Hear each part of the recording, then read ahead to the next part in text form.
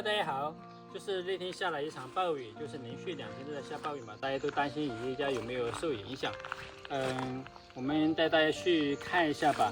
其实爷爷家没有受什么影响，主要是这条路已经受了很大的影响。我们往这里上来呢，这整条路啊都是感觉被一分为2了，就开地了嘛。最宽的地方都已经开地到20多公分的距离了，有这些手都能伸进去。特别是这旁边，当初他们用这个石头砌制的白铲，直接就下滑了。像这冰上，我们带着骑车是不敢往这冰上走的，怕它直接塌方下去。看见没有？这里都是塌陷下去的。不过这样也好，像这样的话，我们这条路以后硬化，它就不会再出现问题了，因为一条泥路的话，要经过很长时间的沉降，特别是下雨，下完雨后它沉降的更多。像这样的话，它就把这条路给完全的压实了。像这样的话，以后再打水泥的话，它就不会说下面是空心的，然后刚打好水泥就开地断掉，这样是不会出现这个问题。断裂的地方一直沿着奶奶家这个位置，这里都是沉降下去的。然后我们看一下奶奶他们这里，那天下了很大的雨，奶奶家这里的排水系统其实还好了，直接排到下面去了，都没有受什么影响。而且奶奶家的这个房顶，上次施工方也是请了一位工人来给他们翻修好的，他们的房子现在也是不漏雨的。带大家看一下这条路整体有哪个地方受影响。经过这一场暴雨啊，就是该沉降的地方沉降，该垮塌的地方垮塌。在爷爷奶奶家那天下暴雨，可能还是有一点受影响的，因为这条路那里已经把奶奶家的这个厨房后面给埋没了一点。像这样的话，雨大的话，那个洪水会直接进入我奶奶家的厨房里，所以说，这个路一天不来修的话，奶奶家这里的安全隐患就一天不能解决。在上面来看一下，我看天气预报可能还有一场大暴雨要来，希望这场暴雨不要像上次那么大。你们看这个路已经被那场暴雨给冲刷的特别的干净。本来一开始是那种泥泞的样子，现在呢被那场暴雨冲刷的就只剩这种风和石露在表面。像那棵和他说就是上次下暴雨给倒塌下来的，因为旁边已经被上次挖掘机给它挖的比较疏松了，随便一场雨一点风就可以把它刮倒。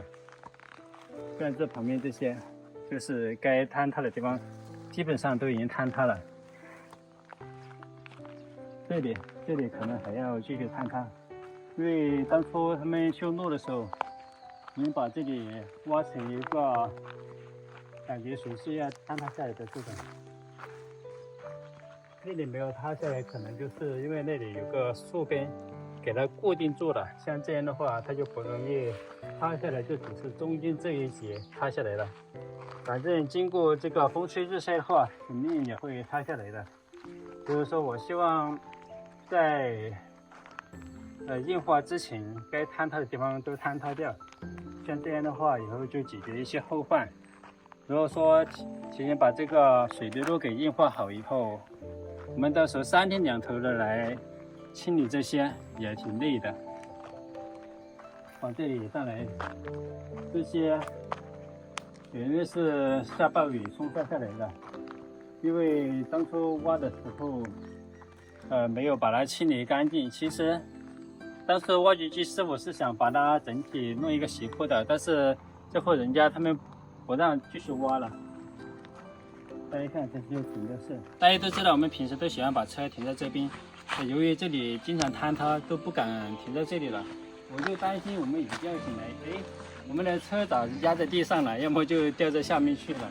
所以说车子现在都尽量停在这里，这里的话没有高的树，也不会有很高的这个坎，现在这里是很安全的。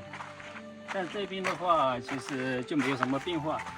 虽然这里也是当初用泥来停的，但是呢，每拉一车泥过来都要用车子和那个挖掘机来碾压一遍，所以说这个位置的地基还是很好的。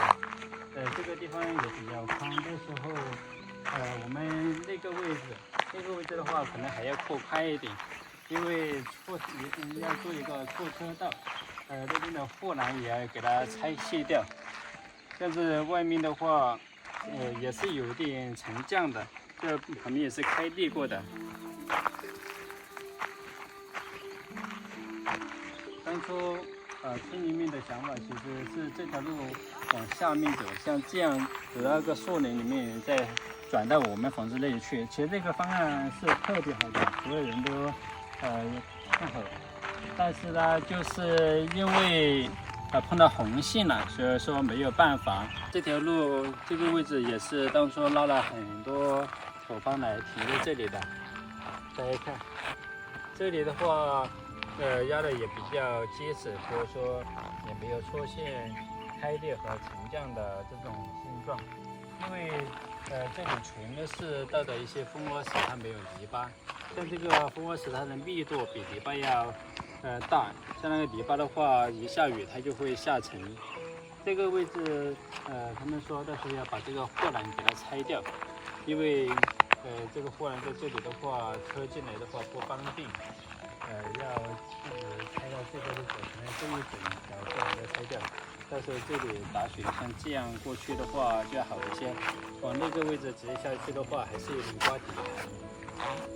这条主干道它的这个路宽呀是4.5米的，所以说我们到时候这条路也是给它硬化4.5米宽。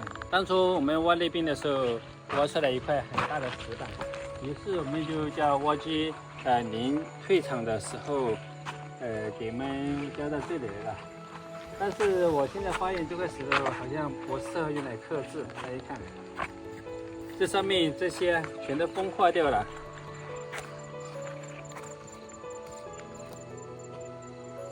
这个现在我们可以现在给它刻上，我们把我们村的名字写上。我来，你来呀，好吧，到这里。你这太小了吧？